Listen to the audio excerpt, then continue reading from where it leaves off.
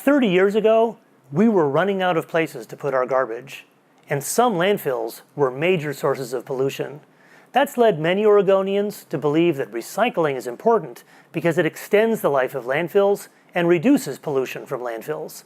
And while that's true, it turns out that those benefits are typically pretty small. As a state, Oregon today has hundreds of years of disposal capacity, and landfills are much better run now than they used to be. But recycling and waste prevention are much more important for other reasons.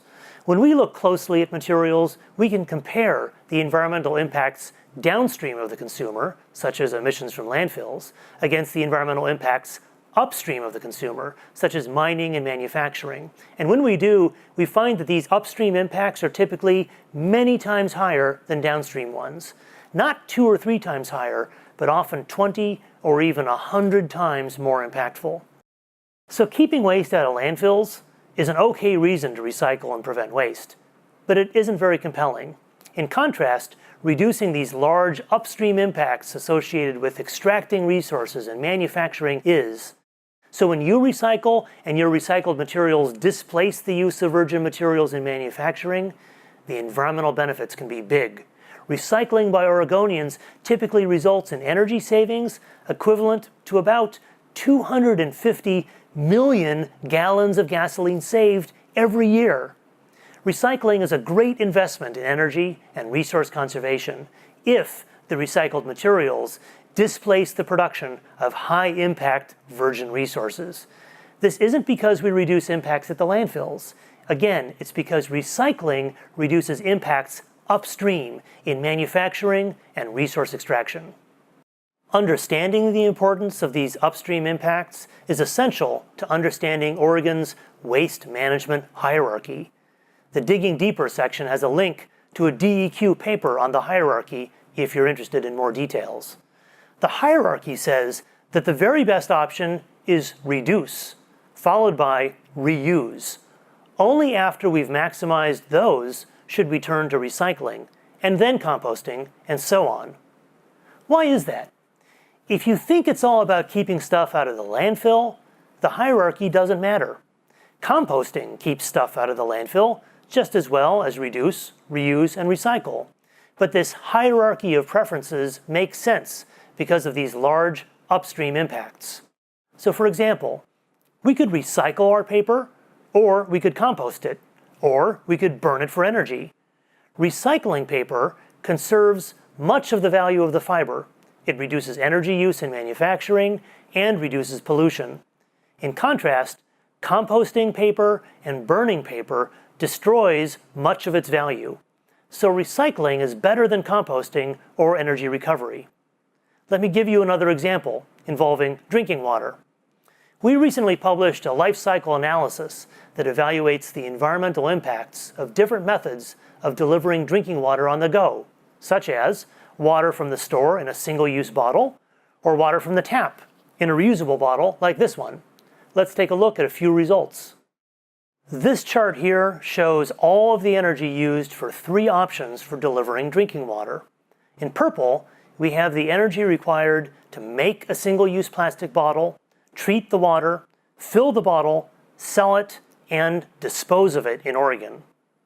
In aqua is the life cycle energy for the same water in the same bottle, but recycled at a rate of 100%. So you can see that recycling conserves energy compared to disposal. Now in pink, we show the life cycle energy of drinking water in something like this reusable water bottle, assuming that you wash your reusable bottle every day in the worst water-consuming dishwasher that ever failed EPA's Energy Star program. This represents a worst case of reduce and reuse, and you can see it's still much better than disposal or recycling. It requires much less energy. So this is just one of many examples of how the hierarchy makes sense. Reduce first, then recycle. So here's the same study, this time looking at 4 broad categories of pollution: acid rain, ecosystem toxics, global warming, and respiratory health. Again, disposal is in purple, recycling is in blue, and reduce and reuse is in pink. You can see Recycling is better than disposal. It conserves resources and reduces pollution. But reduce and reuse are far more powerful tools for conserving resources and reducing pollution. Another example involves packaging used in e-commerce. We studied this too, comparing the environmental burdens of cardboard boxes and various types of void fills against a variety of different shipping bags, paper and plastic, padded and unpadded. The boxes are easy for people to recycle. Most bags are not. But the shipping bags weigh a lot less, and that's waste prevention, using less stuff in the first place. So, which one's the better choice? Based on our analysis, bags emerged as the clear winner, even if they can't be recycled.